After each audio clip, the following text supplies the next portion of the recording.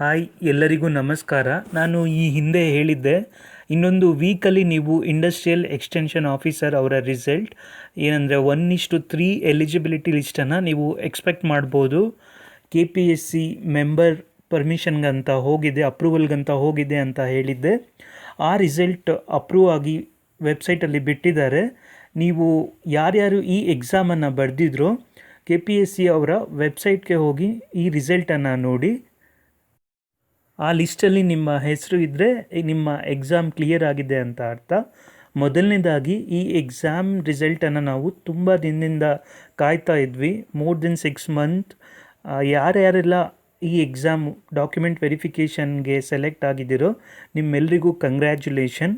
ಹಾಗೆ ಯಾರು ಎಕ್ಸ್ಪೆಕ್ಟ್ ಮಾಡ್ತಾ ಇದ್ರಿ ನಿಮ್ಮ ಹೆಸರು ಬರುತ್ತೆ ಅಂತ, ಬಟ್ ಅನ್ಫಾರ್ಚುನೇಟ್ಲಿ ನೀವು ಈ ಎಕ್ಸಾಮ್ಗೆ ಸೆಲೆಕ್ಟ್ ಆಗಿಲ್ಲ, ಪ್ಲೀಸ್ ಡೋಂಟ್ ಡಿಸಪಾಯಿಂಟ್. ನಮ್ಮ ಕೆಲಸ ನಡೀತಾ ಇರಬೇಕು. ಇದೇ ಥರ ನಿಮ್ಮ ಬೇರೆ ಎಕ್ಸಾಮಲ್ಲಿ ಫೈನಲ್ ರಿಸಲ್ಟಲ್ಲಿ ನಿಮ್ಮ ಹೆಸರು ಬರೋ ತನಕನೂ ನಿಮ್ಮ ಕೆಲಸವನ್ನು ನೀವು ನಿಲ್ಲಿಸಬೇಡಿ. ಶ್ರದ್ಧೆಯಿಂದ ನಿಮ್ಮ ಕೆಲಸವನ್ನು ನೀವು ಮಾಡ್ತಾನೇ ಇರಿ. ಯಾವಾಗಲೂ ಕನ್ಸಿಸ್ಟೆಂಟಾಗಿ ಓದೋದನ್ನು ಶುರು ಮಾಡಿ, ಹಾಗೆ ಓದ್ತಾನೇ ಇರಿ. ಈ ರೀತಿ ಚಿಕ್ಕ ಪುಟ್ಟ ಏರುಪೇರುಗಳು ಬರ್ತಾ ಇರುತ್ತೆ ಲೈಫಲ್ಲಿ, ಯಾವುದಕ್ಕೂ ತಲೆ ಕೆಡಿಸ್ಕೊಳ್ದಲೆ ನಿಮ್ಮ ಗುರಿಯನ್ನು ನೀವು ಸಾಧಿಸೋ ಕಡೆ ಹೆಚ್ಚು ಗಮನವನ್ನು ಕೊಡಿ ಅಂತ ನಾನು ಹೇಳ್ತೀನಿ.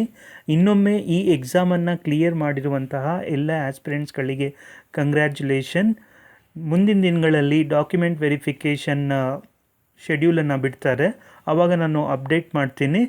ಸೊ ಅದ್ರ ಬಗ್ಗೆ ನನ್ನ ಇನ್ನೊಂದು ವಿಡಿಯೋ ಡಿಸ್ಕ್ರಿಪ್ಷನ್ ಬಾಕ್ಸಲ್ಲಿ ಇದೆ, DV ಪ್ರಾಸೆಸ್ ಹೇಗಿರುತ್ತೆ ಅಂತ. ಆ ವಿಡಿಯೋನ ನೋಡ್ಕೊಳ್ಳಿ.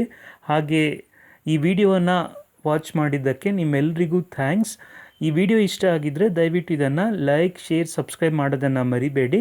ಎಲ್ಲರಿಗೂ ಧನ್ಯವಾದಗಳು.